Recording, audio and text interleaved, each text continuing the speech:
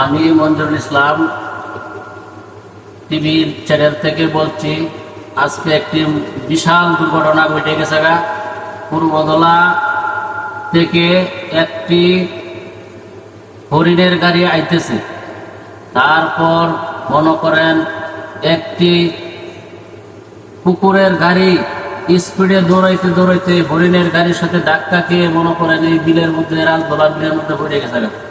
বুঝলেন, হইয়া মনে করেন দুইটা হরিণ আহত হয়েছে, বিশালভাবে আহত হয়েছে। এই হরিণগুলাকে পূর্বতলা হাসপাতালে, সরকারি হাসপাতালে ভর্তি করা হয়েছে পশু বিভাগে।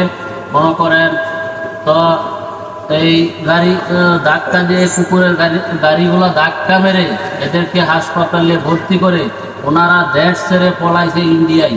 বুঝছেন, এখন আমরা খোঁজাখুঁজি করতেছি, আপনারা যদি পারেন ইন্ডিয়া থেকে ধরে বাংলাদেশে নিয়ে আসবেন।